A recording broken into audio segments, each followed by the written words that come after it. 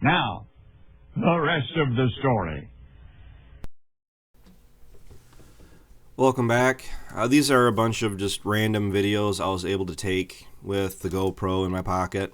I did lose another GoPro, and this one's probably not coming back because it's currently, I'm almost certain it's in the bottom of one of the bins. So I did lose a fair amount of footage there, and this is kind of all B footage of me trying to retake everything that I pretty much lost from the first day of me going out of my way trying to film as much as I could. So there's that, and this is all from the whirlwind couple of days that we filled the bins for my parents. And overall, I mean, it's expected, but it's the fastest we've filled the bins, these two bins, ever. Absolutely. I mean, we were running, the first couple days, we weren't running, I'd say we were jogging. And the last day when they were threatening us with up to 4 inches of rain, we were running, and still got done at 2:30 in the morning and was able to kind of narrowly get the last of the corn into the bin. So this is some of the prettiest corn that we've ever put into these bins, and that's 100% the combine. Different form of threshing. I mean, the rotor versus the conventional with the 9510. I don't like trash talking the 9510 because for what we used that thing for, what it's been through with us, I mean, it held up pretty good, all things considered. So the bins are actually, once again, they are full, and I think this is right before the 7600 took off on me. Wasn't planning on selling as much corn as we ended up selling, and with all the corn that we moved, then we started in with my parents' corn, and actually we're going to finish, as opposed to we were just trying to get this stuff out because it's going to go down.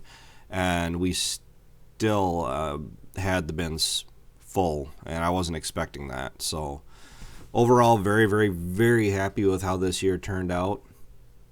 I'm a little not quite so happy that the 76 is up at the hospital, but from what I've understood, the price to fix it, the cost, wasn't as bad as they were originally figuring. It was about $3,500 in parts and repairs, or the service work.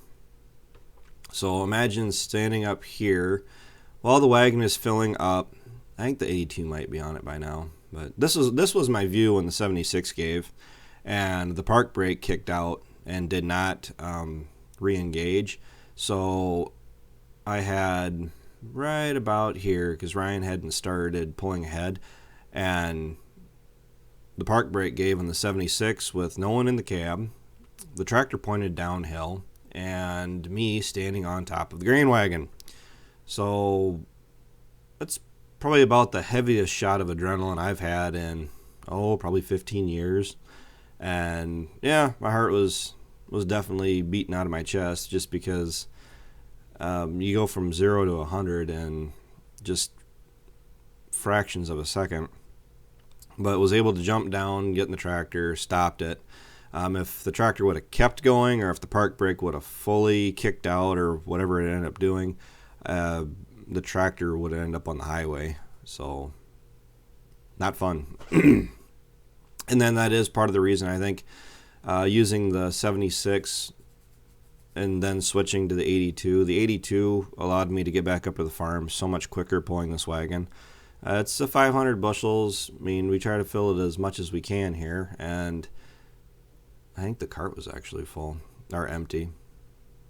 And going through and dumping it up back at the farm, basically we went through a full tank of fuel to 40/20 every day we ran, because the only way I could keep up with the combine and the cart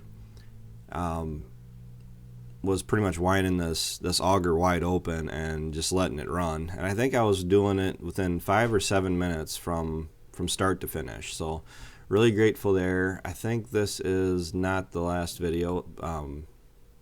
One of these videos, the last clip of this video is the last of the corn we were finishing up. Dad was driving by with the combine on the last pass. But corn is beautiful. moisture was all under 20%. The stuff we were dumping in the bins, even the storage bin, was under 17%. So we've done it once or twice in the past, but normally you guys have seen us where we fill the drying bin, dry it down, then transfer it over. It is slow because the corn was dried naturally out in the field like it was, because we did have an abnormally warm fall here as late as we did. And gosh, I say that it's only, I'm doing this video, so it's November 10th. It's really not that late in November yet, and they are saying the weather's going to switch over to cold.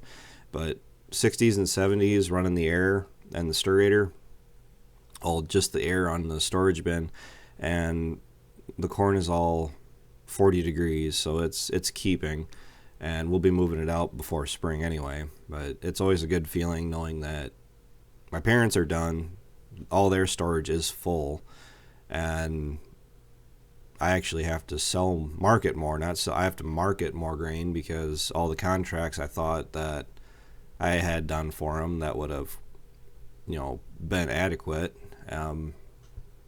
fortunately enough, wasn't enough to cover everything, so I'm happy there. And as far as me and Ryan getting done, there's more videos coming. I'm trying. It's hard to film every day when it's the same thing day in and day out.